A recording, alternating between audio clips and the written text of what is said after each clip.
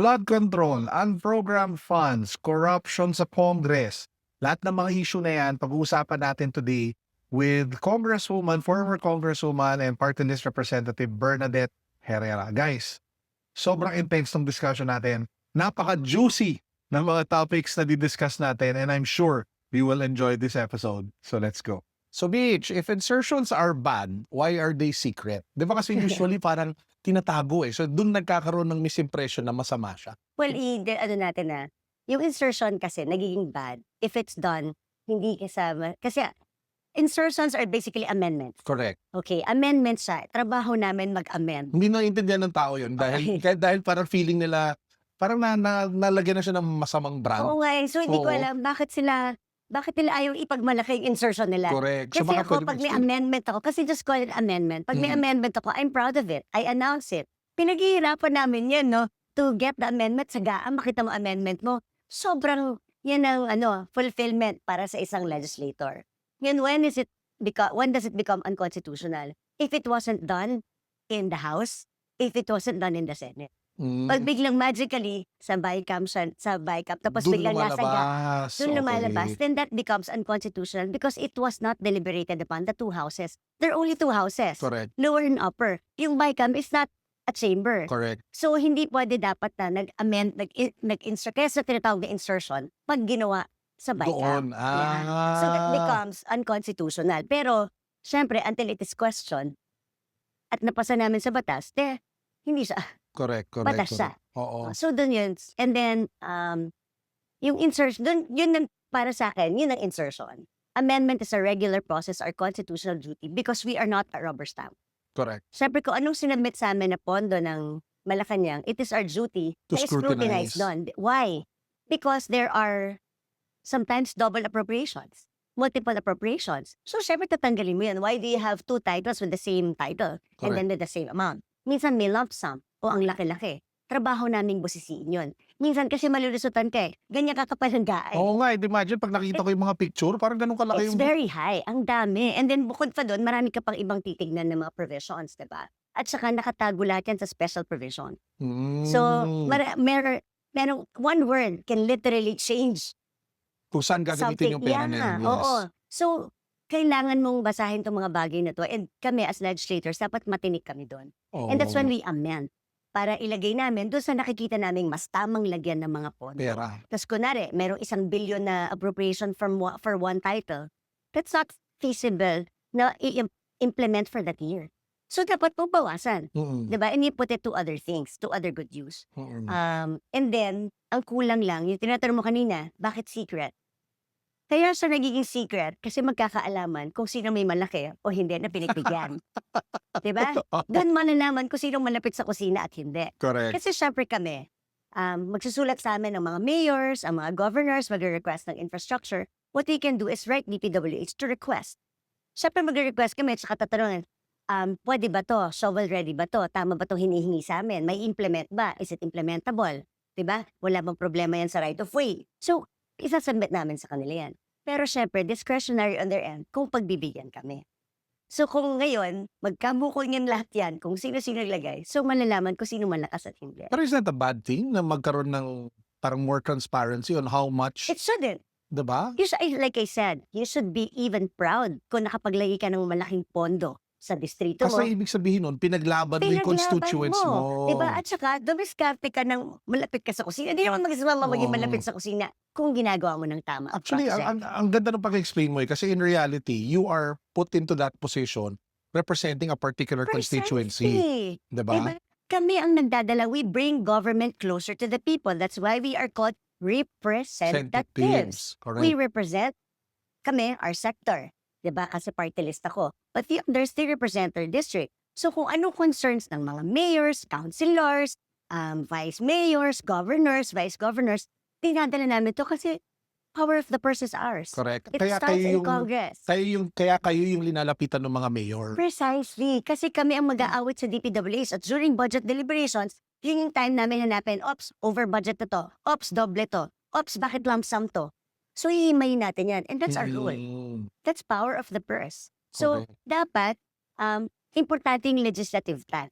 you should be proud of the amendment that you introduced or you should be proud of the project you requested. Eh, syempre, may hiya ka kung puro, hindi masama ang flood control, ha? May mga flood-prone If areas. implemented Pero kung properly. kunwari lahat flood control na lang at nakalimutan mo na yung mga multipurpose buildings, nakalimutan mo na yung mga kali or Mga farm to markets, classroom. mga classrooms. So, doon ka mapupulaan. Why? Because we all know that in flood control, mas madaling kumita ng pera. Mas Correct. madali for the contractors. Hindi naman yan secret eh. Diba? Mas maganda ang margin. So, kaya nawawala minsan yung balance. So, dapat trabaho naman yung balance. So, I agree with you with the legislative tag. It's necessary. If you are not ashamed of that, parang you can only be ashamed of it if may masama ka If may intention. tinatago ka. Yes. Diba? Kung wala, kasi katulad ako, may mga request sa akin sa San Ildefonso na flood control. In-request ko talaga yun. Siguro doon sa 1 billion na binigay sa akin, ang napagbigyan lang nasa 200 or 300 na para magawa. Pero, It's still something. hindi, tsaka nagawa yung project, pero kulang. Kasi 1 billion yung buong program para talagang maging makatotohanan Makompleto. siya. Oo. Pero dahil hindi ka siguro malakas sa kusina or hindi ka, so, hindi, but, ganun yun eh. Whether to, syempre, di ba? We're part of the minority. Correct. So, minsan, talagang susulat ka lang, papakita mo, talagang i-present your case. You make an effort. Kailangan talaga to. Minsan magmamakaawa ka. Because that's your duty. That's your Mm. job. Actually, on that point, one thing that keeps going around on Facebook is yung sinasabi nila, hindi naman dapat trabaho ng congressman yan. Di ba? Yung parang sinasabi nila, you guys should be focused on legislation and ano ba yun, power of the purse and ano ba yun, yung oversight. Yeah, that's power of the purse. Kasi ang Mm. trabaho namin, legislation, oversight, and power of the purse. Nilalagay namin kung saan dapat ilagay yung pondo. Ayun. Oo. So kasama talaga siya sa Kasama rule. talaga siya. Hindi kami ang gagawa ng building. Hindi kami ang gagawa ng roads, di ba? Pero kami ang maglalagay ng pondo Kumbaga yung para paglaban doon sa pera, doon sa Yes. grupo or yung re-represent ninyo. Eh kasi kami That's- mag-approve ng budget eh. Correct. Di ba? So yun yung role namin. Parang we are the ones who's supposed to balance if dapat ang pera nasa classroom, if dapat ang pera nasa internet, dapat ang pera nasa flood control, dapat ang pera nasa infra. Kaso minsan, we are so reactive. Mm-mm. Biglang all of a sudden, flood control zero. Pwede ba naman yun? Oo. Sobrang bahain ngayon ng Pilipinas. Precisely my point. But ano ginawa? Zero flood control. Pero may nakita ko may mga in-insert na bago pa rin na parang flood control. Pero Actually, dapat lang eh. Hindi Oo. pwedeng walang flood control. I agree. Kasi pareho tayo taga Bulacan. Ah, So, ako taga Hagunoy. Oo. Hanggang Anak na ngayon, sa'yo. Oo, hanggang ngayon, Lupot. mukhang bahan, binahan ng ano, So buong do you think Laguna. we're giving justice by doing Exactly. zero to flood control, I agree. especially in an air? So we are so reactive and it's not right. Oo. Diba? Alam mo, hindi nga maintindihan ng mga tao. Yung libingan ng mga great grandparents ko, hanggang ngayon mukha ng lawa. Hindi na nila ma-drain. Ganun kalala yung baha. So ang ano talaga dyan, kaya kami nag-file ako ng kadena in Congress. Kasi ito, transparent in every step of the budget process. Kung sino ang nag-propose, ano ang pinropose. So hindi pwedeng itago sa tao. Para from the time na sinabit yung NEP to the time na anong ginalaw namin sa Congress, anong ginalaw namin Nakikita sa lahat. Senate, nakikita lahat. Actually, ito yung ginagawa ko from before pa, diba? I showed you a paper before. Ito talaga, I always do this para nakikita kung ano yung changes from the NEP to the GAB, to the Senate, to the BICAM, to the GAA. Mm-mm. Diba? Para makita kung saan mangyari yung malaking change sa Senate ba, sa Congress ba. Tsaka So- you're able to see it, di ba? As someone who's like monitoring, kumbaga exercising the power of the purse. Yeah. So ito, legislative tag, kasi minsan kami, pagtapos na yan, ang titignan mo lang yung mga concerns mo eh. Mm-mm. Dahil nga ang kapal niyan eh. Tapos ibibigay pa sa amin bago mag third reading, mga 1 oras na lang o 2 oras na lang. Bakit nangyayari yun? Yung biglaan. May pahirap na mag-encode eh. Kasi Ay, wow. we're time-bound eh. Oh. Time-bound din kasi. So, tas na Pero how do you go over it if you're like given such a short amount of time? Really, I hire consultants to do it for At me. tas para talagang Pero watsadahin. gagastos ka. Oo. Gagastos ka at hindi siya madali. Hindi rin siya mura. Hindi siya. Kasi, Pwede pero gamitan ng AA yan. actually ngayon nga pwede na daw gamitan ng Correct. AI.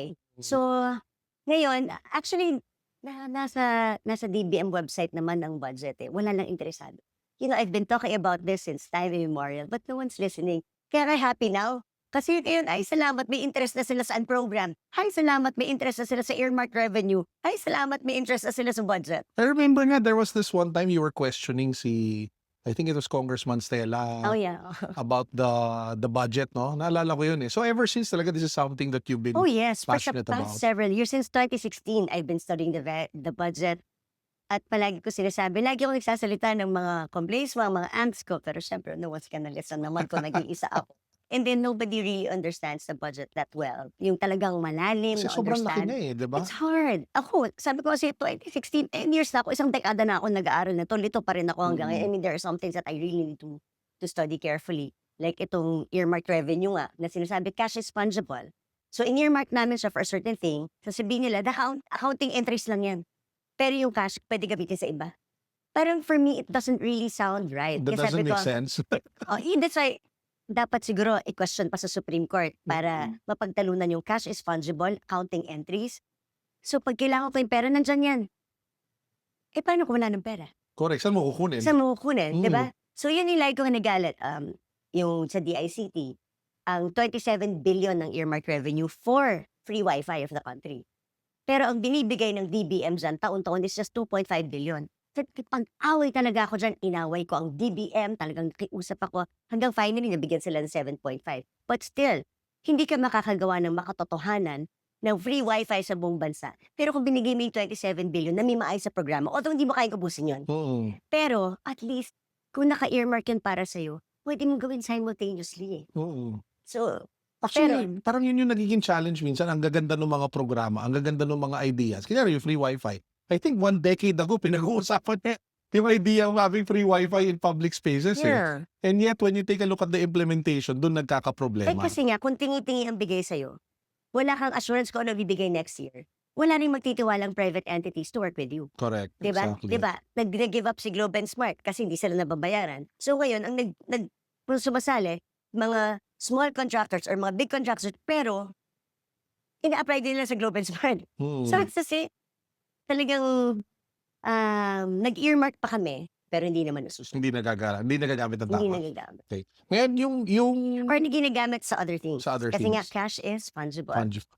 Napaka-amorphous ng idea niya. But anyway, so alam natin na may parang crisis ngayon in confidence sa Congress because of everything that's happened. You mentioned kanina yung Cadena Act that Yeah. might be one of them. But ano yung mga safeguards na pwede natin nilagay para dahan-dahan bumalik yung confidence ng mga tao sa Well, Congress? talagang we really have to be more involved. Talagang dapat ito. Very good tong may nagko-call out para aware yung mga tao. Kasi sometimes, people tend to forget na hindi na namin trabaho yung ibang bagay. Alam mo yun, parang when I was investigating the water, yung Manila Water. Oh yeah, I monitored that issue Yeah. while you were going So, about that. yeah, that was my first term. Umiyak ako doon. Iniyakan ko yun dahil talagang everybody was ganging upon me. Yeah.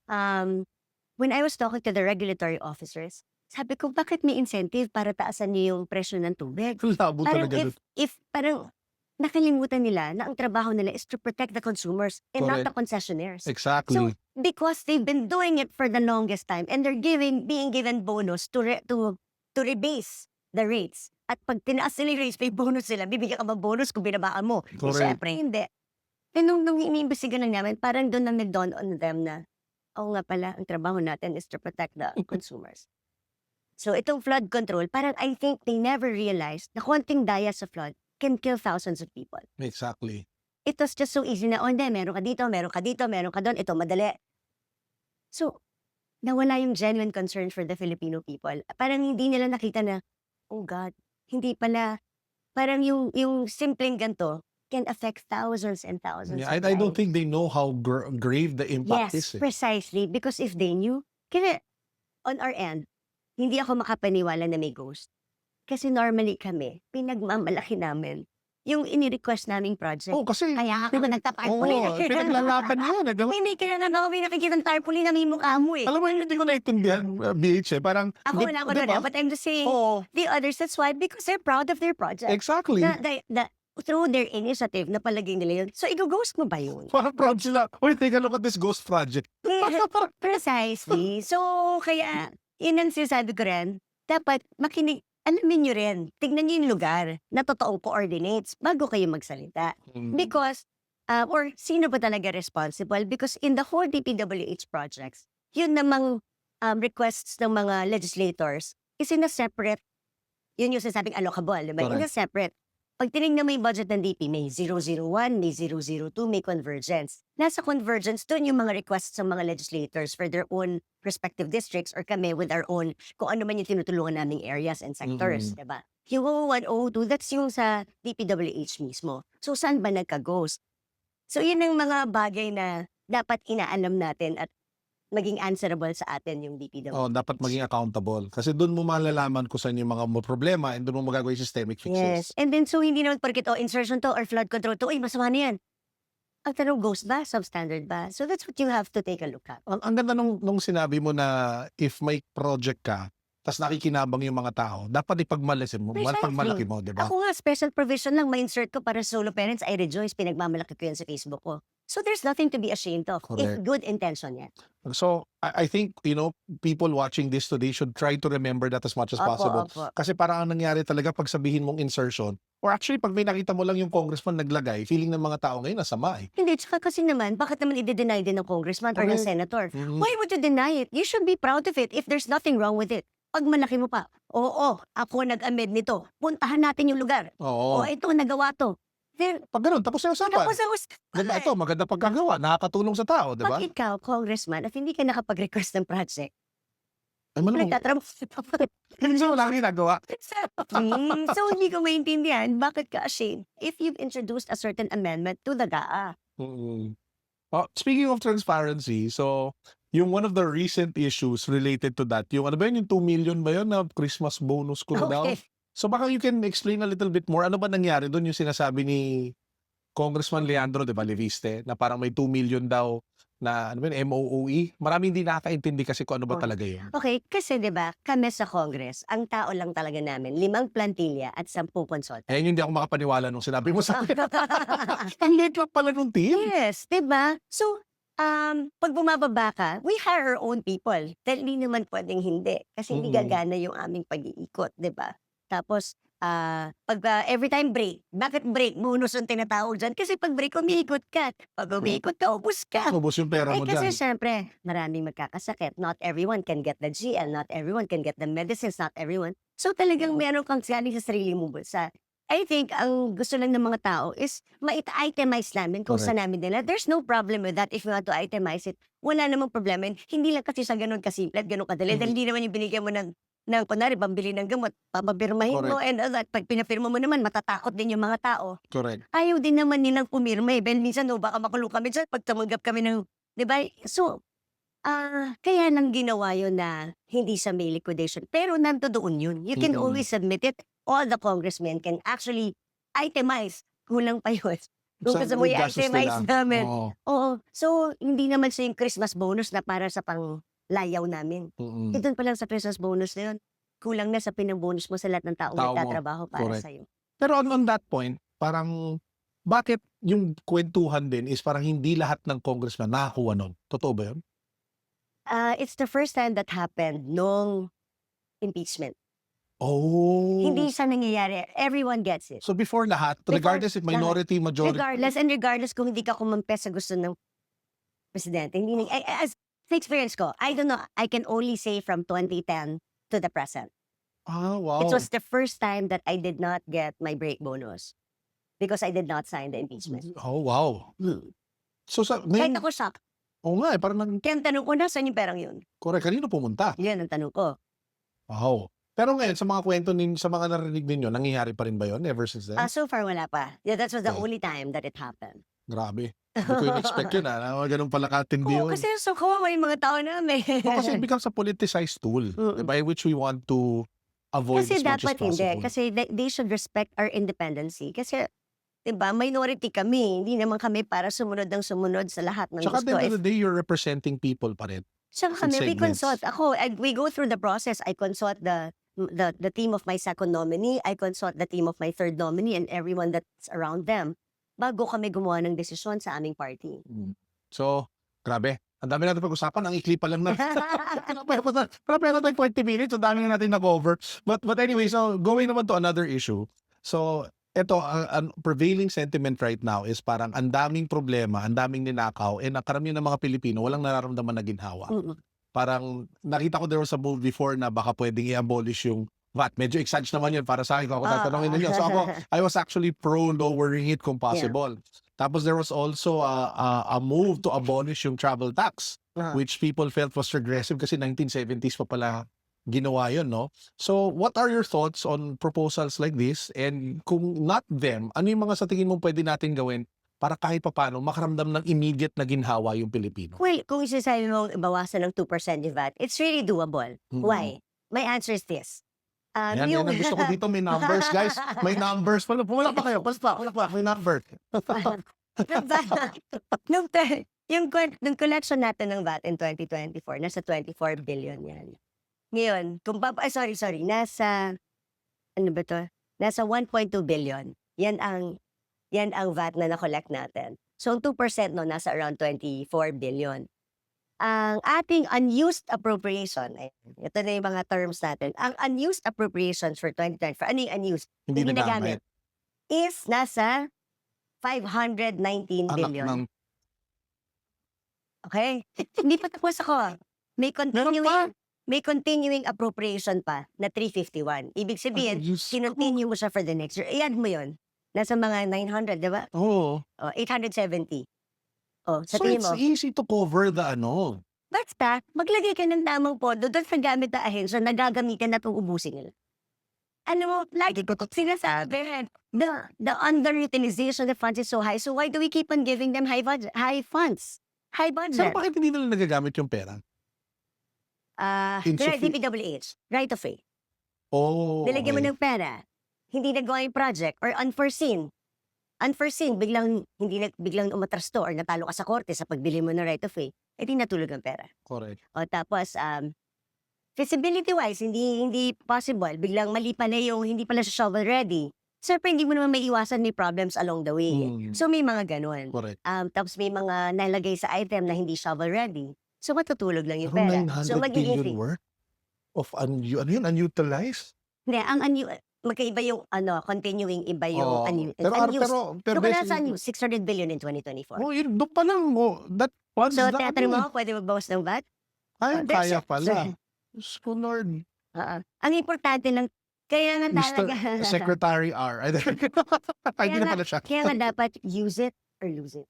Correct. That's a good rule. Dapat nilagay yun sa Pero hindi batas. natutuloy Hindi na siya natutuloy Sino ba dapat nagbabantay nun apart from Congress? Kayo lang ba dapat kayo talaga dapat nagbabantay? Kaya lang, siyempre, minsan, ang hirap siyempre, kung hindi nga lahat kasi nakakaintindi ng budget, hindi naintindihan yung unused Pero appropriation. they should kasi it's part of their jobs.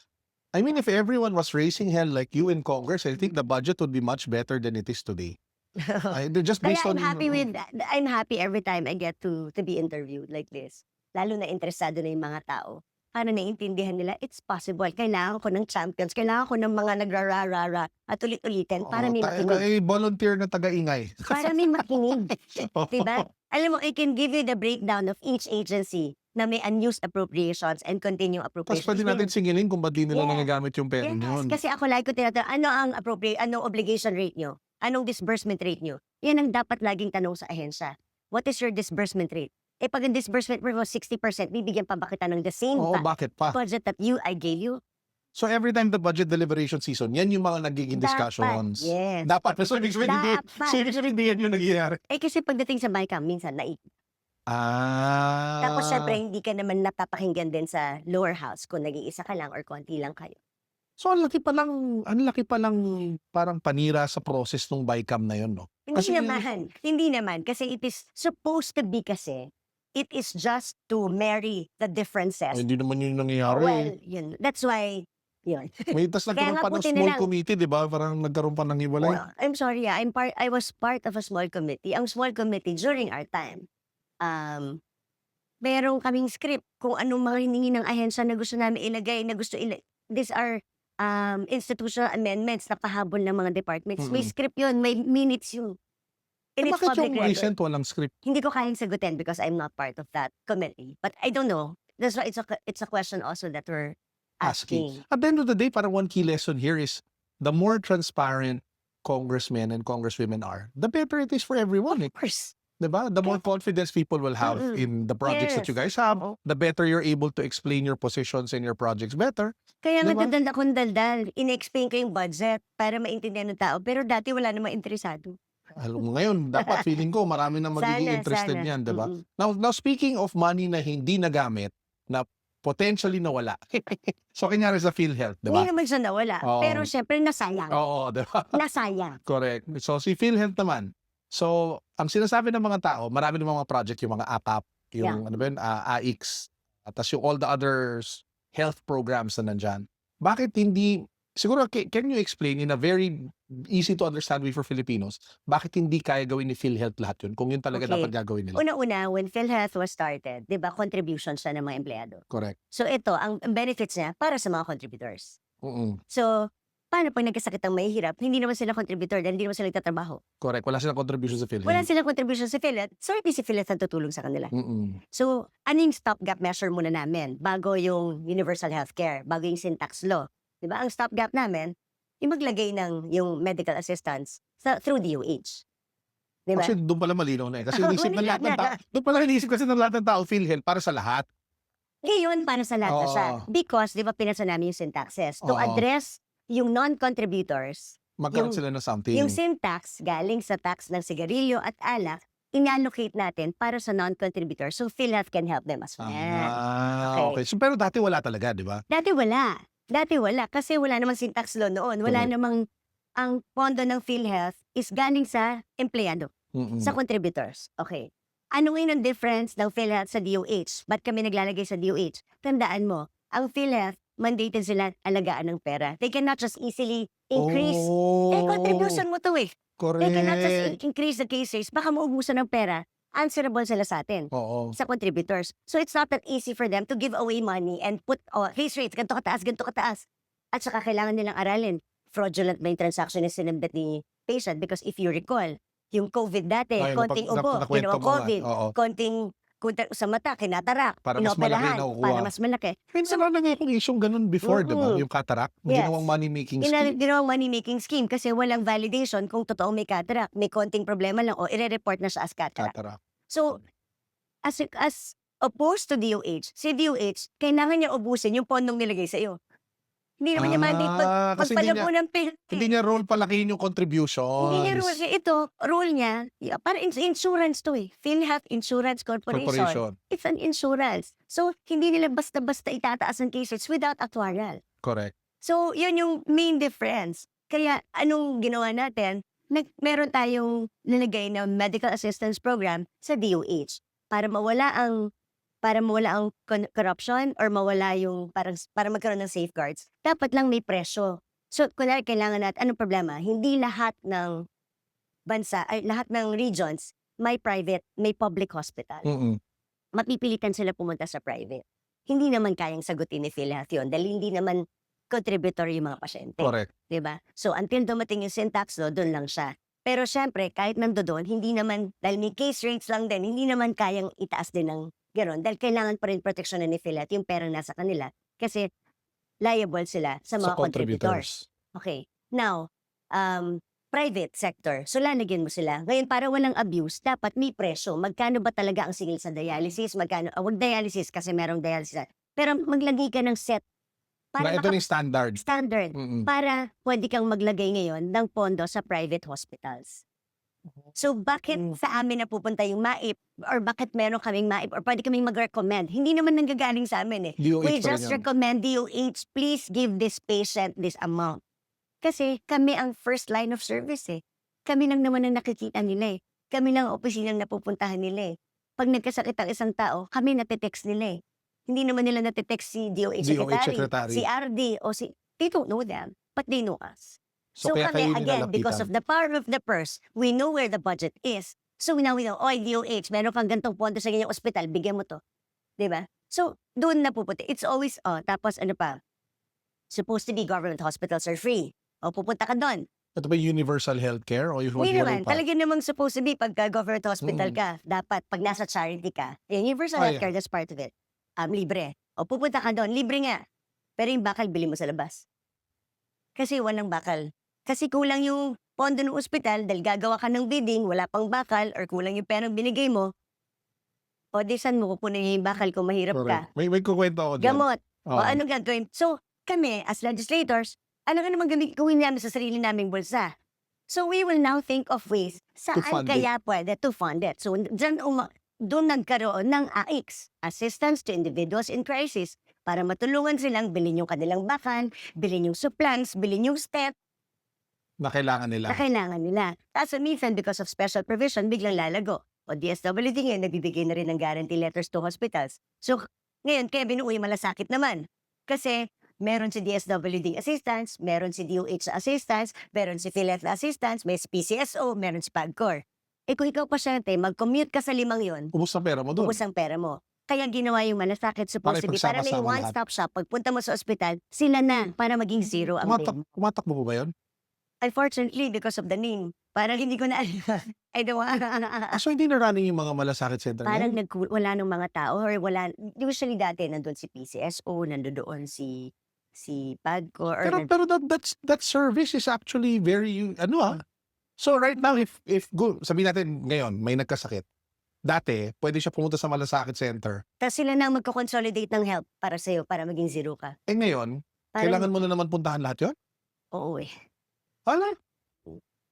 Kaya sabi ko, di huwag nating tawagin malasakit, ibahin natin ang pangalan. Kung yun lang yung Kung issue, yun lang no? ang problema, kaya nga nag-file ako ng bagong bill na kahit nga sana sa private hospitals, may parang malasakit. Or kung ano man tawagin na lang natin yakap, katulad doon sa PhilHealth. Oo. Para lang merong nagko-consolidate for a patient. It's so difficult for a patient na mamilimos. Oo, tsaka lalo na yung dignity mo as a person, di ba? Eh kami nga, sa tingin mo pag nilapitan kami na may 1 million bill, eh namang alam lang namin allocation ng MAIP na meron kami, is napakaliit. So kaya lang namin bigyan ng 20,000, 10,000, 5,000, 3,000. Tapos hihingi na ako sa ibang party list. Hihingi na ako sa ibang senador, pakitulungan naman, pakitulungan naman. Nung nawalan kami ng MAIP dahil nga, hindi kami naman na impeachment. Tawag ako sa DOH. Sabi ko, Doc, pakitulungan naman tong mga taong to. Alam mo, wala silang GL for private hospitals dahil naka-district. Oo, kaya sabi ko, nakakaiyak. Nakakaiyak. So, kaya ngayon, because dami na namang reactive kasi, dahil madaming tumitira ng, another PDAF na naman, under pork barrel na naman yung MAIP na yan. O, tinigil ng DOH yung MAIP sa private hospitals. O, di nga ngayon mga pasyente ngayon na nasa private hospitals. Hindi tayo nag-iisip. Parang bigla na lang because may Pero maingay. bakit na ipaglaban, di nila explain na maayos? Hindi ko rin nga alam eh. Kaya nga nagagano ko. Kaya nga sabi ko, that's why nag-press statement ako na please lang, bago kayo mag-alis ng programa, siguraduhin nyo may pupuntahan yung mga tao. Because at the end of the day, wala nga yung GN sa lahat ng private hospitals. Oo. Kasi sorry, I was part of the group of people who were Yeah. saying online na, bakit ganyan, bakit ganyan? Pero hindi ko alam na ganun pala yung impact noon. Kaya nga, Had someone explained, precisely, that's why I called si Dr. Lechon, tapos ikaw ngayon, because I want you to understand, it isn't that simple. At hindi naman, nagtutulog-tulungan din kami to help one patient. correct. Diba? Kaya hindi ka rin naman makakakuha ng boto doon. So, hindi talaga sa siguro nagiging political patronage. Kung yung malakas lang sa kusina, ang may malaking MAIP. Pero kung tutusin mo, kung kunwari, you help someone and you expect votes from them, kadami nang nilapitan nila. Lahat naman kami magbibigay eh. Correct. Kasi lahat kami magre-recommend sa DOH. Hindi naman galing sa amin yan eh. Correct. Galing yan sa DOH. And hindi necessarily susundin kami ng DOH. Kahit sabihin pa namin 100,000, pwede nila at their discretion dahil kung ubos na eh, kung nakakuha na sa iba. So, bibigay lang nila dyan 10 or 20. So, pwede wala yun. sa oo. Kasi kunwari, sino nakakaalam eh. Correct. Kung magkano na yung bill, sinagot ni PCSO ito. Sinagot ni Kong ganito, ito. Kasi ang mga pasyente pumupunta sa maraming Kongs. So, pagsama-sama, Marami ko. Talaga nagsha-shopping sana. because they have no choice. Kailangan and they talaga think nila it's ng easy. tulong, It's yeah. not. Ako, Kasi kakatukin. ang phone number wow. ko, nasa NKTN, nagulat na lang ako, bakit ka ang daming tumatawag? Yung phone number mo nasa National Kidney Binigyan Institute. ko sa At saka meron silang grupo. Baka naman may picture mo pa doon, tsaka karatula. Call this person. Parang pati ako na-shock. Sabi ko, bakit kaya ang dami nagpipek sa akin? Tapos pinatanong ko, kasi nagpapasandan mabilis doon mag-issue ng guarantee letter. Literally, kinakatok kayo yung opisina ninyo. Kasi nga, ako I don't choose eh. Hindi ako namimili kung sino. Hindi ko tinatanong, binoto niyo ba kami? Wala. Gano'n. Ang hirap pala maging congressman, guys. So, sa mga nangangarap dyan, makinig na mabuti sa papasukin ninyo bago No, but it's very rewarding. No, of course, alam mo, if you really want to serve, there are a lot of things that you can do. do to You serve. just really have to be proactive. You have to really understand your duty and responsibility. You were mentioning kanina yung yakap. Mm-mm. and not a lot of people know it. Ito yung Yo. 20,000, di ba? Baka Oo. pwede mong explain para sa mga hindi Okay. alam na may ganun sila. Kasi 'di ba, usually dati ang PhilHealth 'pag na-ospital ka lang, dun lang ang pakinabang mo. Correct. So laging hinahanap ng tao, ang problema ng tao is check-up. Yung check-up pa lang wala na sila. So Mm. binuo yung konsulta package before, konsulta, ta's ngayon yakap na. For, yung prevention. Yung pwede ka magpa-check-up, magpa-diagnostic, So kahit wala kang sakit, pwede ka. laboratory. Oo. Oo. So ngayon, binuo itong yakap program. So parang lahat ngayon ng health centers pwedeng maging accredited siya as a yakap, mga private diagnostic clinics, mga private pwede sila magpa-accredit as a yakap facility para pwedeng pumunta doon at ang magbabayad doon is PhilHealth. Oh, Doon yun sa guys, oh. provider. That's Oo. 1,700. Unlimited check-up, unlimited lab test. Kung on a risk management basis to kung ano ang kailangan mo, kung ano yung nireseta ng doktor. Hindi Oh. porket gusto ko magpa-x-ray, pwede, no. Pag nag-check up ka at sinabi you need a chest x-ray, sagot ng Or PhilHealth blood yun. chem, di ba? Usually, hinihingi yun eh. Blood chem, sagot ng PhilHealth yun. Oh, yun So guys, pwede oh. kang pumunta sa yakap accredited na clinic. Oh, yun. So meron yan sa website ng PhilHealth. Tapos, pagka pinescriben ka ng gamot and it's within the 75 medicines, sagot ulit ng PhilHealth yun. So you can go to a yakap accredited gamot. Kasama ba dyan ng ano? Facility. Ano yung Naku, maintenance naku. ko? Upload. Meron yan. Meron? Sir Ben, Ayos. yes, hahanapin ko. Bibigay ko sa yung listahan so you can flash it Oh, ito also. lang, may maintenance meds din to. So that's about 54 medicines you can get from the gamot provider, the 21 from your clinic. Ah, So- wow. So, libre yan? Like 20,000 worth for the 54 medicines. Yung 21, unlimited yon from your yakap facility. That's why you choose your yakap facility very carefully. Alam mo, feeling ko ang daming Pilipino di alam yan. Yes, and then talagang hanapin nyo, nandun sa PhilHealth website, sa QR code, hanapin nyo, nandun nakalista Lahat sa ng inyong yakap. lugar. Alright, kung alam mo anong na gagawin natin yakap. mamaya Hanapin na natin mga yakap center dito sa Green Hills. Sabi. And then you also look for the yakap gamot facility kasi Oo. ang pwede lang mag-prescribe sa'yo is the yakap clinic and the yakap doctor. Pagdala mo na yun, pwede mo nang bilhin, sagot ulit ng PhilHealth yun. May 20,000 credit line. Pag bumili ka, babawasan yung 20,000 mo. Makikita mo kung anong balanse mo. Makikita doon? Makikita mo, pagkabili mo, bibigay sa yung gamot, ima-minus, so may balanse ka pa. Bakit Ako hindi nang na ginamit promote yung ko. mga ganito?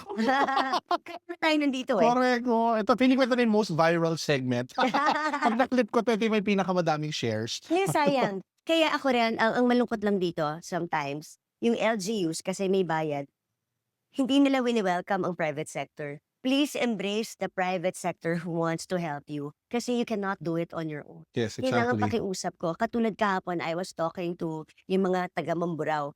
Sabi nila, kaya I'm happy dahil mabait yung mayor. Sabi niya, meron lang ako isang RHU. Ang isang RHU can only cater to 20,000 patients. Sabi ko, kasi yun lang ang nasa batas. Yung nasa rules, 1:20,000. Ang population niya is, 40? O di ibig sabihin, pwede mong i-private facility yung iba. Maghanap kayo, you invite a private sector to come in. Why? Kung ikaw pa bibili ng gamot mo, it will go through a procurement process. Mas mahal pa. Mm-mm. So doon ka na lang sa private na kaya nilang bigyan ng sentimo yung gamot. Na yun na yun. Mas marami pang matutulungan. Oo. So embrace ito. Tapos may libreng salamin for 15 years old and below. Wow? Yes. May ganun? Yes, Alam mo ba kasi yun, Ray? bakit? 40% to 60% of our students in elementary or 15 years old and below, mahina ang mata. Hindi pa natotoo, hindi sila marunong magbasa. Mahina ang kanilang mata, kaya hindi sila makabasa. Ay, wow. Kaya mababa ang literacy rate ng Bakit ating mahina bansa. mata nila? Malabo, kaka-games, kaka-computer, kaka-cellphone, TV. Kaka-doom scroll. Hindi, pagkain. Oh, If you don't eat nutrition. healthy, nutrition, apektado ang mata mo. So, kaya mababa ang literacy because they cannot read. Because malabo ang mata. Ah. Hindi dahil kulang nito. Grabe. Malabo ang mata. Ang dami din challenges ng kabataan ngayon, no? Ang dami. Oral healthcare is also part of it. Soon, isa pa lang accredited for mental health, pero sasagutin na rin yan. Ay, Animal maganda yun. fight. Yan, marami. And I'm happy that PhilHealth is now really working very, very well. Hindi, kaya nga bantayan natin. Correct. Diba? So, BH, yun yung pangalan, di ba? Apart from you, obviously, bagong henerasyon, yun yung Yan. pangalan ng party list. Now, ang daming mga bagay ba ngayon para sa mga kabataan tsaka sa new generation na they're trying to embrace katulad ng online selling. Oo. Diba? So, ngayon, ang number one concern ngayon na maraming Filipinos na online sellers, by the way, there are more than 1 million online sellers sa Yeah. Pilipinas, is yung high platform fees. Ito yung kinokolekta ng mga platform fees from their sales. So, ano yung thoughts mo on this? Is this something that can be addressed? Kung address Or- natin, it oo. is, it should be. Ako, number one suggestion ko, organize yourselves. 'Di ba? Organize yourselves para maka-lobby tayo at makapag-come up tayo. I don't know kasi who to talk to para makapag-come up tayo with a nice bill para ma-regulate sila because there's no regulation. So, pwede talaga gawa ng paraan yan. Of course. Kasi ilan lang naman ang platforms na yan. We should regulate them. Alam mo, 'di ba kaya mahal sa mga SM, sa mga Watson, nagbabanggit ako ng mga brand, but kaya mahal sa kanila kasi pag nagsoli ka ng produkto, tatanggapin nila at may responsibility sila. Correct. Eh ito, ang platform wala naman silang responsibility sa mga bumibili. So kailangan, kung naniningil ka, anong responsibilidad mo? Ba't ka Correct. naniningil? Wala naman silang obligasyon. Bigyan natin sila ng obligasyon kapalit ng platform fee para hindi kawawa ang online sellers. Or Kumbaga may para protection. may protection kayo. May protection din ng mga buyers. So it is possible. Kaya kung may online sellers ka, organize natin. Para lang meron ng tumulong anong mga problema ninyo. Kasi mas alam yan. Hindi ako correct. online seller. How will Correct. I know what to correct? Sino mga wild dyan nag-platform fee? Anong kapalit nun? Anong serbisyo ang binibigay nila sa inyo for For the platform the fee. platform fee? Diba? Okay, yun. So we maganda. can. Okay, so That's my sa suggestion. mga kaibigan nating online seller, Yeah. ganyan yun ang gagawin nyo. Organize natin, organize talaga natin sila. Or organize mo na, Carlo. Kaya mo yan. Diba? Anyway, so one more thing, related dun sa napag-usapan natin kanina sa mga bata, no?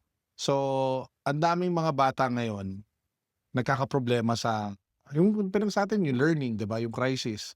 I think may nabasa ako, parang ano ba yun, 1% of something yung hirap pagdating mo sa certain grade level.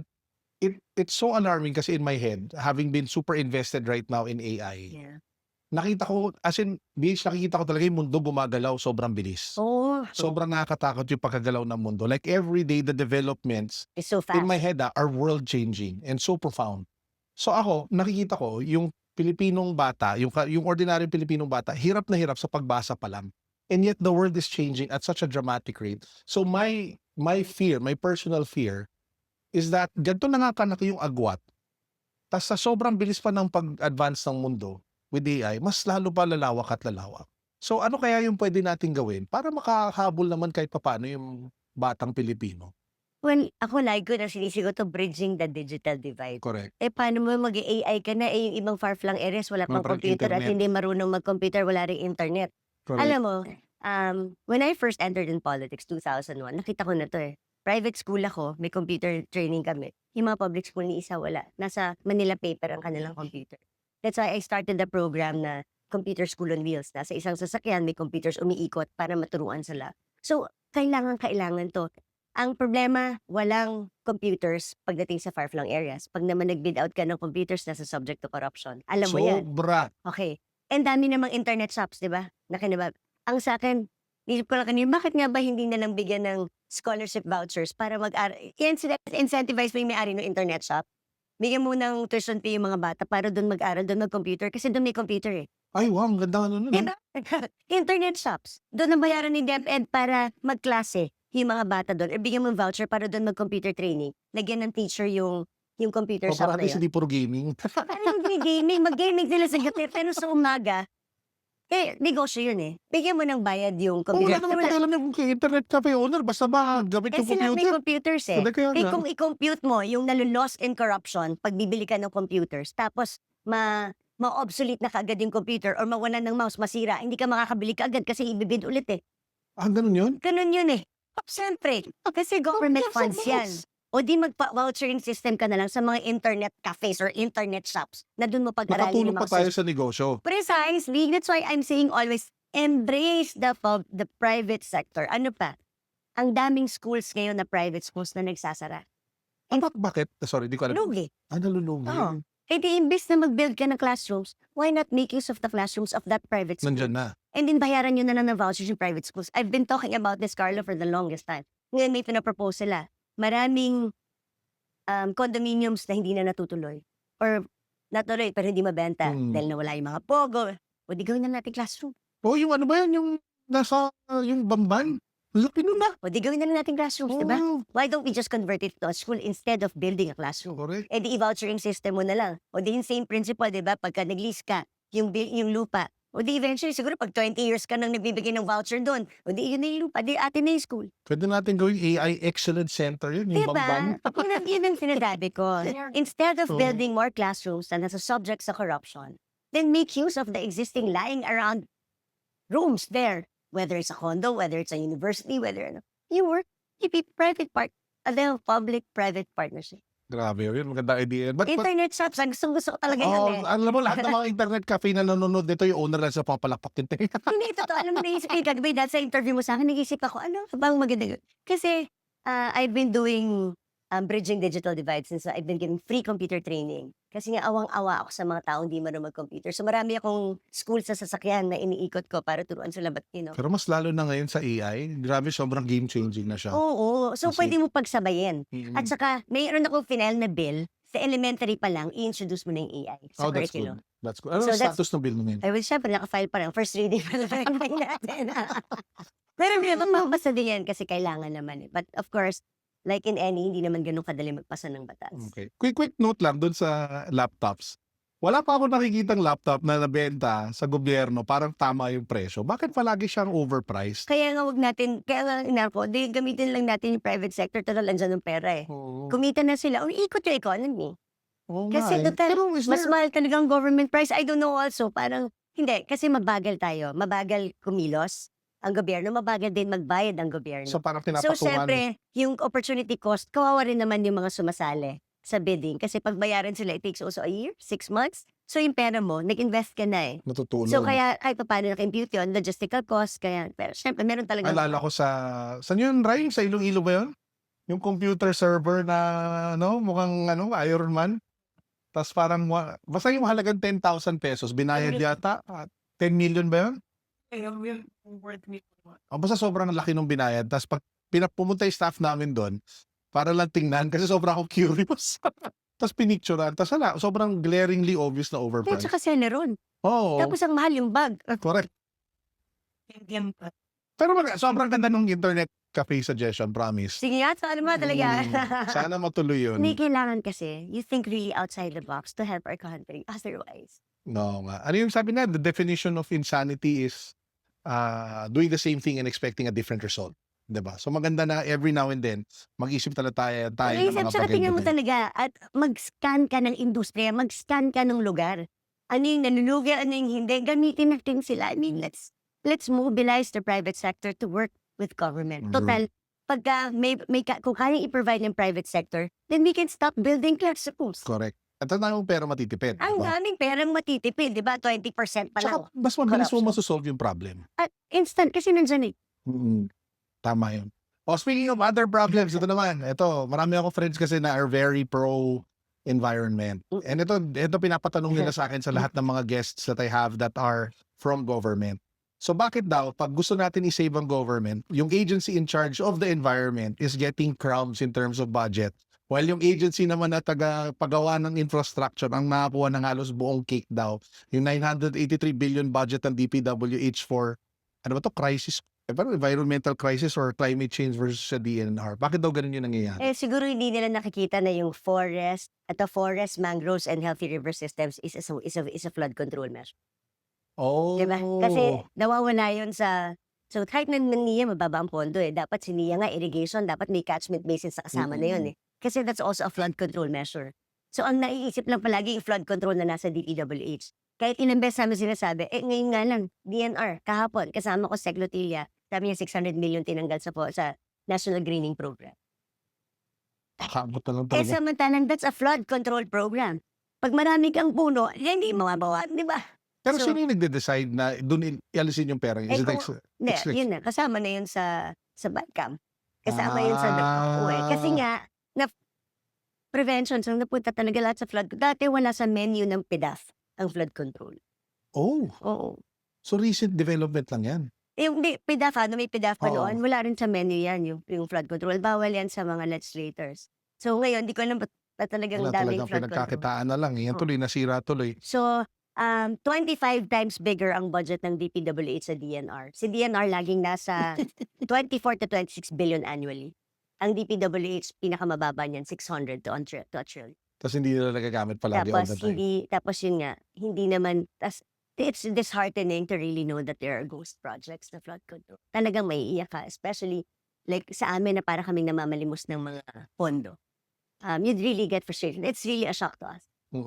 Now, Speaking of flood So control, we need people like you, environmentalists, you give us alternative solutions to flood para hindi sa DPWH mapunta.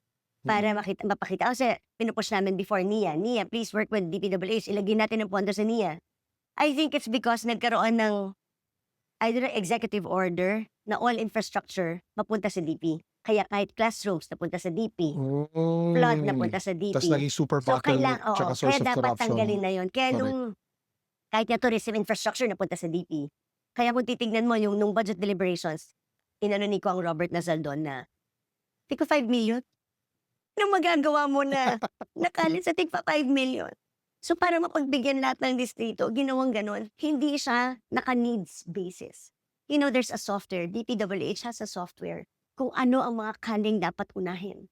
Kaya lang siyempre, kung ikaw legislator at hindi sa yung needs mo, walang mapupunta sa distrito mo. So doon nagkakaroon ng problema. Dapat we have the political will. Unahin talaga natin yung mga lugar that Needed the most. at the most. Needs basis because there's a software for it. Tsaka again, you can use AI to figure that all out, Mm. diba? Which is not So difficult to kailangan do. lang panindigan natin. Mm. Diba?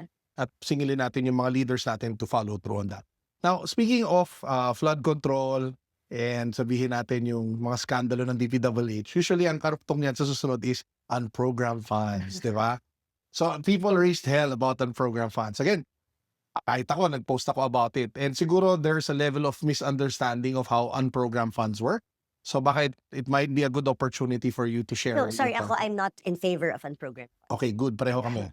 Naniniwala ako na dapat programmed lahat. Mm-mm. Diba? Ang sabi ko noon, kung meron man na gagawing unprogrammed, pwede talaga yung foreign assisted loans. Why? Kasi hindi mo naman alam kung kailan ma-approve yung loan, so pwedeng matulog yung pera. And ayaw mo mangyari. Ay, ayaw mo mangyari yun. So, nagkakaroon naman talaga ng excess revenue. Unprogrammed funds kasi, those are excess revenues, new revenue collection, at saka kung may bago kang, meron kang inamend na batas, that would increase revenue. So, yan ang 3 sources niyan.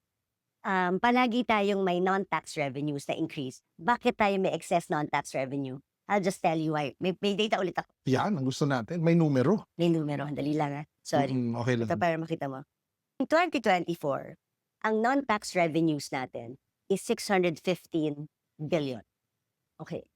Pero ang forecast lang palagi na ginagawa nila, na kinwestiyon ko noong congresswoman pa ako, is nasa 250 billion. Oh, wow. So yun So, ang target. Mm. O di pag na-reach mo yung target, eh di may excess ka na. So sabi ko, bakit ganun? Eh for the past several years, lagi namang 600 yung, Ba't di nyo na lang bakit gamit? hindi taas yung target? Oo. Parang walang unprogrammed. Correct. Eh, hindi naman daw kasi sure yun, hindi uncertain. Seryoso, tuloy-tuloy ng ganun. Hindi Sino pa rin. nagsiset ng target? Eh, TTBM or the DBCC.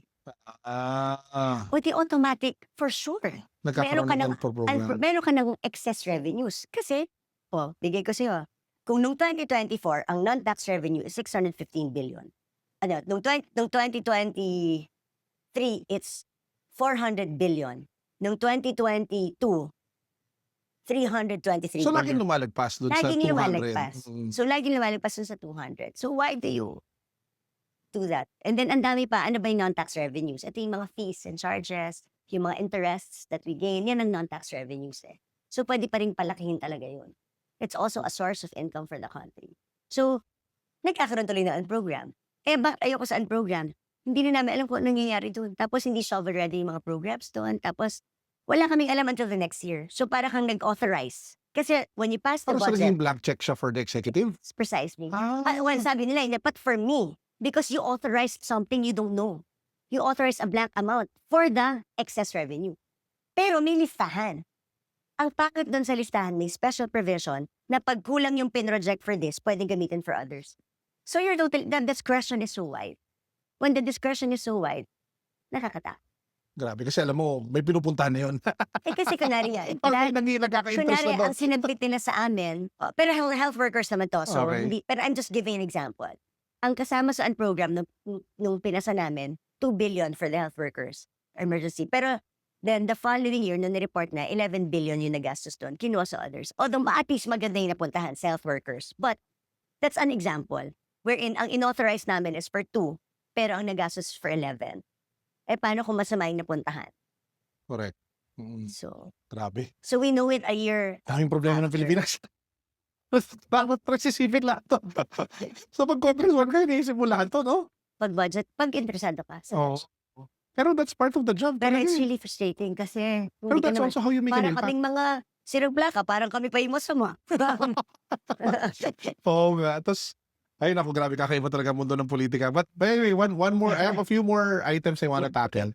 So, another interesting thing is yung libel laws. Diba? So, lalong-lalo ngayon yung umuuso yung mga creators, lalo-lalo sa Yeah. political content creation. You said dapat dumami pa yung mga mas maingay. Mm. Ako, I agree. Kaya namin tinayo yung Creators Against Corruption. Oo, alam mo, importante Oo, talaga yun. kasi gusto lang namin magingay, di ba? Pero may magingay naman for a purpose, di ba? Yeah. Hindi lang yung nag-iingay. Ngayon, yung karamihan, pag nagkakausap ako ng mga creator, bakit hindi sila nagsasalita? Ang number one na sinasabi is takot silang makasuhan. Takot silang makasuhan ng libel. Yeah. So, yung tanong Kasi nila- mahal. Oo, mahal. Tsaka criminal yun eh. Pwede ka talaga makulong eh, di ba? So, yung question doon is parang, do you think a creator should go to jail if they keep calling out corrupt governments tapos sinampahan lang sila ng ano? Well, if it lacks evidence. Mm-mm. Dapat, yun din kasi, dapat pag ano ka kasi, matatakot ka lang kung hindi ka evidence-based. Correct. Diba? So, if you're not evidence-based, wala kang dapat ikatakot. But I agree with you, syempre minsan nakakatakot naman makalaban ng mga politiko. Correct, exactly. Dahil, syempre dahil sa pera, kaya, dahil influence, mahirap talaga for for, normal us. for kahit ako Yeah. kabado ako pag nagpo-post ako like, ng videos. Siguro ang maganda, Carlo, you help us. Self-regulate din yung mag-self-regulate din. Bigyan nyo rin kami ng parameters kung ano rin yung excess. Alam nyo naman, dahil kayo, alam nyo kung sino yung mga excessive Mm-mm. among the content creators. Then you help us also. Again, let's amend the law. Mm-mm. Diba? Pwede namang i-amend yung law. Kasi ang dami na natin pinagdaanan. Nakita mo naman yung mga, ito, sila kasama sa mga na-demanda before, pero mga Oo nga, na-dismiss no? naman. Naalala ko yun. Pero mga na-dismiss naman, ngayon, di ba, kakadismiss lang din ng ibang mga sinampahan. Pero syempre, that's without kaba. Pero Puro kung, kaba yun. so kung magsama-sama kami mga creator, we Yeah. can work with you and your, Yes, ano? please. We would love that. Para marinig kayo. And then you self-regulate also.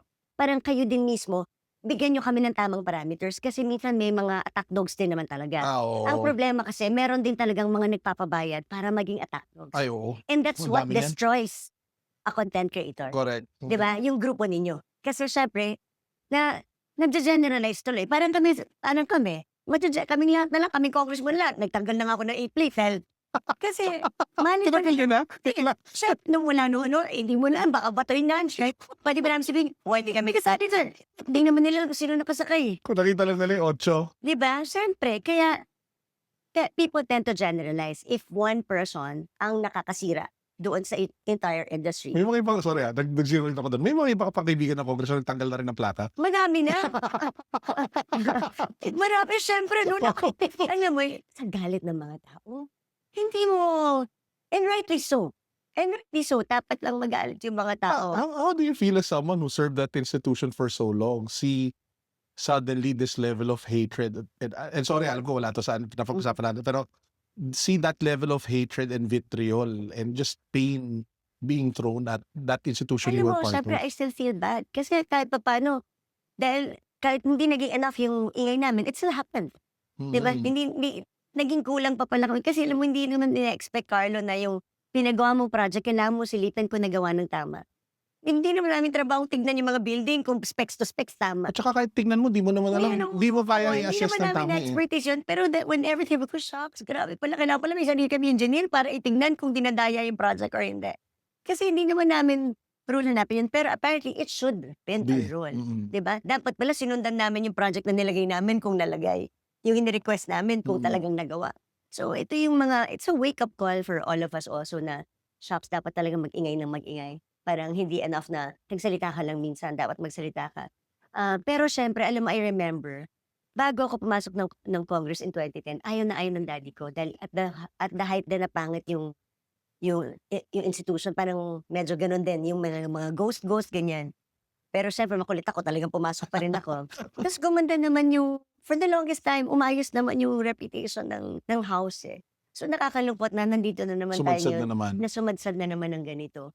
And naging palengke kasi talaga yung house. Kaya nakakalungkot. It's really nakakalungkot. Kasi kung alam mo lang, how dedicated also congressmen are. Hindi madaling magpasa ng budget. Yeah, Tsaka imagine, sa kwento mo pa lang. budget at saka ng batas.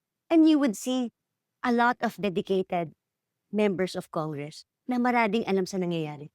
Marami dyan, they're just focused on their own respective districts. Hindi nga sila nakikialam sa budget eh. So kaya hindi rin nila alam na nangyari itong mga to. And Biglang for them, sumabog na lang. and for them to be generous in lump with those who did this. Ang gumawa lang naman nito, mabibilang mo lang sa kamay. Mm. Mabibilang mo lang sa kamay. Pero that's a nice message to send out na even if mahirap yung papasok. Yun na, sobra ako nalo doon sa sabi mo na nung papasok ka na nga politika, masama yung reputasyon pero tinuloy niyo pa rin. Oo. Hindi ka ba natakot na it would become a Like stain I or said, hindi something? ka matatakot kung alam mo tama ginagawa mo. You can always defend yourself. Kaya ako lagi ako may data. Basta data-driven ka. Basta kaya mo ipaglaban yung sinasabi mo, bakit ka matatakot? Ang ganda nun kasi another thing that I wanted to ask na wala dito. I hope it's lang, okay. it's okay.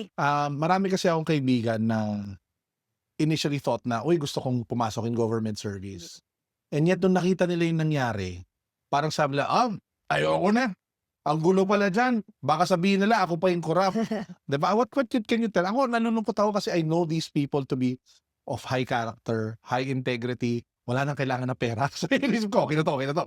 And at the same time, they're really intelligent and smart. Iba pa nga, na-edukado pa outside the country. So, what can we say to them kaya para mapag-isipan nila? They, you come and serve. Sa akin, if you think you can make a difference at sincere kayo to help the country and Go for it. to be faithful to the people you serve, go for it. We need you.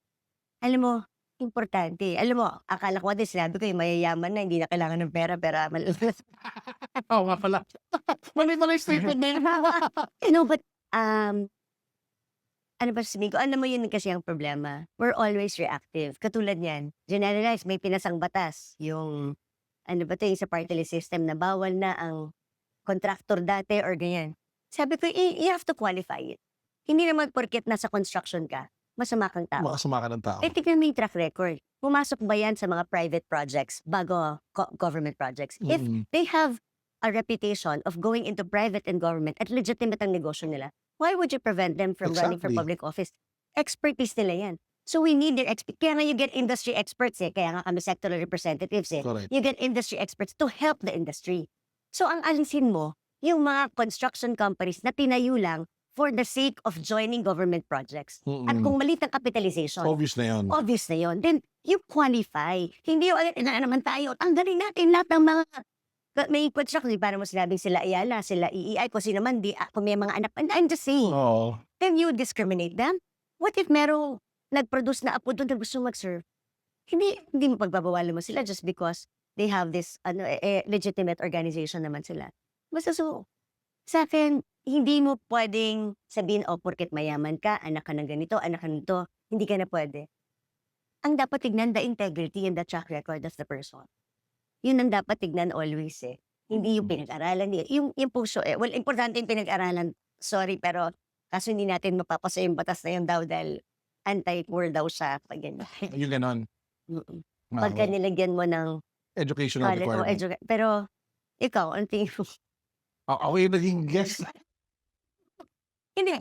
We're consultative in nature. We cannot claim to know everything. Ako, Oo. nagpapaturo ako even up to Correct. now. I really consult. I really Ako tatanungin nyo, it shouldn't be a requirement. ha? It shouldn't be. It shouldn't, diba? Kasi ang puso naman di nakukuha sa Tsaka marami akong kilala na hindi nakapagtapos na malayo yung narating. Kasi it's all about the Precisely. attitude eh. Yes. Lalo na ngayon, the skill sets And that, sometimes sila ang mas resilient. and the skill sets you need to be successful today are very different from the skill sets that That's you right. needed before, di ba? Kaya dapat yung ang titignan is the integrity of the person talaga. Background, ganyan. Kaya kahit when you hire now, you hire more for attitude than skills eh. Ako hindi ko tinitignan minsan yung school eh. Pag kinausap ko eh, ma-abilidad ba to? Or nagsasabi ba to ng totoo? Or minsan nga, pag masyado magaling, ayoko eh. Hindi eh, kasi magaling din gumiskarte sa pera pag ganun eh. Correct. Alam mo naman yung anong balak. Ano pag usatin na during the lunch before na may kwento ka sa akin na yung budget ng mga scholar na nawawala from CHED? Guys, ito sobrang importante na ito. Magandang pag-usapan natin. So baka you can share what that Ayan, was. ito every time I get interviewed, talagang nagpapatulong ako dito para bulabugin ang DBM.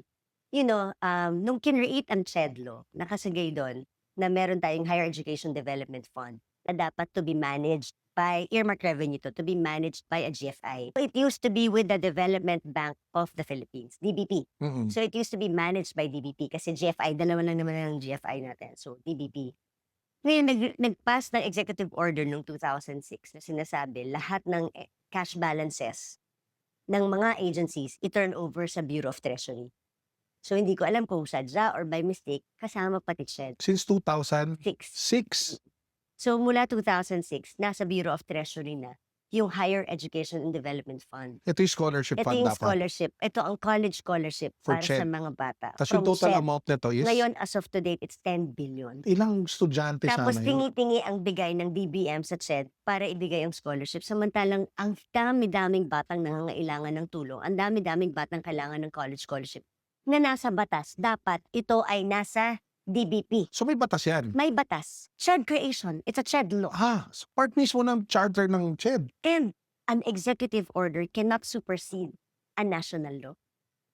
Pero it went, kasi if it's 2006, that means it went through several presidents and no one bothered fixing it. Ngayon ko, ako nga, sabi ko, shucks, ngayon ko na nabasa when I was looking at it.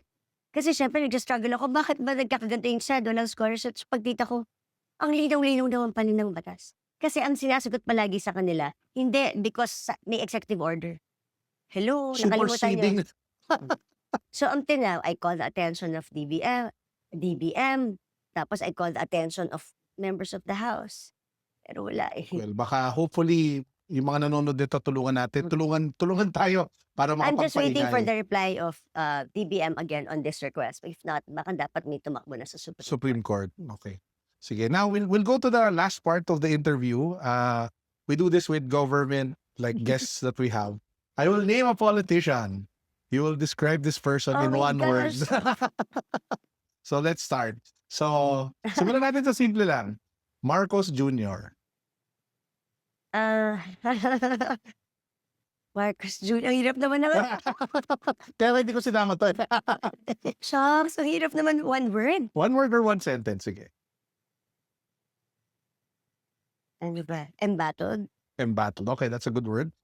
Former Speaker Romualdez. I hope it's a paano ba to? I hope it's a humbling experience for Okay. Si Mayor former President Duterte. Nako, gustong-gusto ko kasi siya dahil totoo siya eh. Mm-mm. Sorry, can I Yeah, go elaborate? ahead. You know, when I was fighting the water, nobody was listening to me. I was not a Duterte. I did not vote for Duterte. Okay. Cory Aquino baby ako eh. Product ako ni Tita Cory. So, nung iniimbestigahan ko yung tubig, I really submitted it to former President Noynoy Aquino. Pero no one was listening to me kasi nandun si Secretary Singson tsaka si Secretary Almendras. Parehong Manila Water, Maynila yan. So, naka-cordon ako. Hindi ako napapakinggan. When President Digong sat, I don't know him. I never know him. I just submitted all the investigation. And then I was given a chance to present to Secretary Panelo. Discuss ko lang isa-isa. And then lagi lang ako nagpapadala. And then siya lang yung only president who acted. And then talagang sinabihan yung Manila Water and Maynila. Ano kayo, nasisiraan ba kayo ng ulo? Ba't ko babayaran yung arbitration ruling sa Singapore? I remember that. Tapos Yeah. pinaluhod niya yung dalawa para tumino.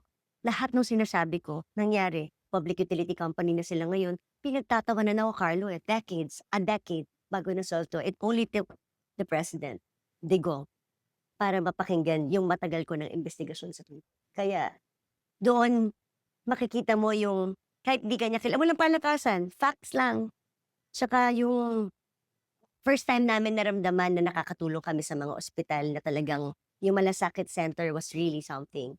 And you know, nung pinapasa yung batas ng itong free college tuition fee, ilang dekada namin pinapasa to sa Kongreso. At lagi sinasabi, walang pera, walang pera, walang pera. Pero nangyari nung panahon ni Digong. Ginawa niya ng paraan, nagkapera. Universal healthcare law is the same thing. Dahil ang tagal ko na, I've been in Congress since 2010. So makikita ko yung differential Alam mo, for yun, every yun yung sinasabi ko administration. sa mga kaibigan ko na ano eh. Ako, I try to be, hindi naman neutral. So I have my own biases. But I have friends kasi who don't, kumbaga, support the former president. And I always tell them na if you spend time just analyzing Yeah. kung ano yung pinaglaban niya and what he stood for. And yes, he was not perfect. Yeah, it's not perfect. Far Nobody from is. it. Yeah. Far from it. But you can kind of understand kung bakit mahal talaga siya ng mga tao. Political will. At saka sa kanya bumaba, nag-trickle down ang pondo. Literally. We can feel it kasi we're legislators eh. Mm. We can feel it because nasa ground kami. At saka talagang makikita mo yung presyo ng drugs really increased during his time. Yung mga palagi kinukwento ni Kong Yung Rob. drugs, yung masamang drugs, hindi yung Masamang gamot. drugs. Sorry, yung pinagbaban. Oo. Like kinukwento ni Congressman Robert sa akin before, sa Tawi-Tawi, 20 pesos lang ang shabu. So, nagka-frenzy lahat ng mga drivers niya, lahat, tapos ganyan. Itong panahon ni Digong, tumaas na 1,000 plus yung shabu din, walang nabibili. Mm. Tapos OFWs, pag umikot ka, lahat sila, alam mo ba't sila Digong? Ito, perfect example. Meron ako nakausap sa Dubai, isang Filipino. Sabi niya, alam mo ma'am noon, nagpapadala ako ng pera. Nananakaw yung pera kasi nagda-drugs yung pamangkin ko na nagbabantay sa nanay ko. Oh, kaya pala. Oo. Tapos nung naging si Digong, tumigil yung pamangkin ko. Kaya yung pera naiipon ng nanay ko. Ngayon, bumabalik na naman ng drugs. Pinalayas ko na dahil ng drugs ulit yung pamangkin ko. That's just one story. Yan ang story ng lahat. Kasi yung pera pinapadala ng OFWs, that's why they love the former president. Kasi napupunta sa droga. Kaya yung dedication niya, no? Kahit nandun siya sa Hague, ang daming pupunta talaga Kasi eh. naramdaman nila yung perang pinadala nila, hindi na-aksaya ng pamilyang pinagpadala nila ng pera, hindi naubos sa drugs. Yan At hindi saka nakikita takot ng marami. talaga ang mga pulis noon.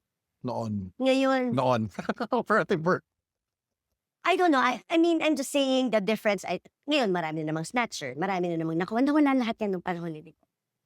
I mean, Isang araw lang, munting na ako manakawan. alam mo, naman mo to. Siyempre, umikot kami sa barangay. Kausapin mo lang yung mga barangay officials. They will tell Marami you. ka na makuha. Marami ka makuha. Sorry, umaba. But My I God. just wanted to explain kasi I'm sure mababash ako ng mga But I just want it from personal experience because I've been through many administrations. Okay, next. Ito yung mga flavor of the month. Si Congressman Kiko Barzaga.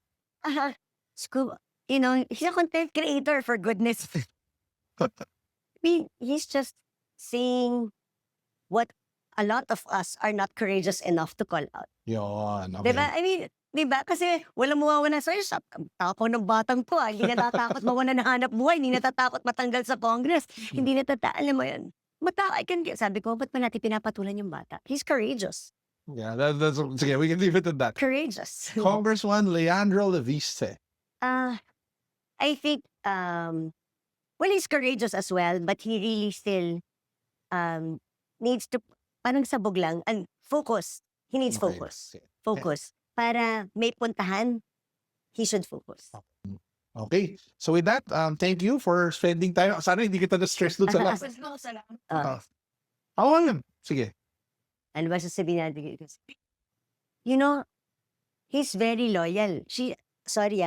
I know this firsthand. She's loyal because nung time na dapat siya yung tatakbong presidente, di ba? Nagtayo kami ng hugpong para kay Sara. Oh yeah, I remember. Kasama kayo nun. So, nagtayo kami ng hugpong para kay Sara. And then she decided not to run for president. Tapos nagsama siya kay President Bongbong. A lot of us were not for President Bongbong Marcos then. So, we're not for President Bongbong Marcos. So, sabi niya, yung unang baba niya, dapat sa San Narciso, Quezon. Sabi ng mga hugpong, pwede bang ikaw lang, hindi kasama si BBM? Kasi hindi naman ikaw lang ang sinusuportahan, sabi ng mga kasama. Sabi niya, no. If you will support me, make sure you support the president. If you won't support the president with me, then don't support me. That was her line. Wow. That was her line. Kaya I feel the pain she's feeling. Because we saw firsthand, that was her condition. If hindi nyo dadalin si Bongbong, huwag nyo na akong dalhin. Pero grabe yung context ng statement na yun given what has happened now, ha? But that's what she said. No, Kaya nga, yeah, parang it gives more weight to what she said back then. Precisely. Kasi witness kami. Grabe. Kaya hindi, yan. Ito mo, itong segment na ito pala yung pinaka-exciting. I'm just telling you what I experienced and what Yeah. So, huwag kayo mag-judge. Huwag kayo mag-bash. Okay? So, I just base it on that. Kasi syempre, that says the character of a person. And at the end of the day, Kailangan mo kasing maintindihan why is she so hurt.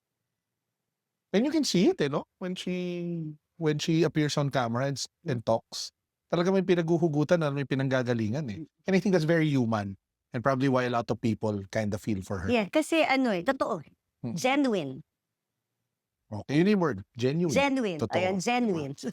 But thank you very much. Thank and you, we thank you. hope that you I continue. hope you enjoyed. Yes, a lot. And I'm sure a lot of people who are watching also enjoyed. But I hope, siguro to end lang, I hope that I know you were mentioning earlier na hindi pa kapasure kung ano gusto mong gawin in terms of your plans, but whatever your plans are, as long as they are aligned with that passion that you have, that love with the country that you have, you can always count on us for support. Thank So you, thank you thank very you. much for spending your time with us today. Thanks, Carlo. Thank you so much also for your time. Boom.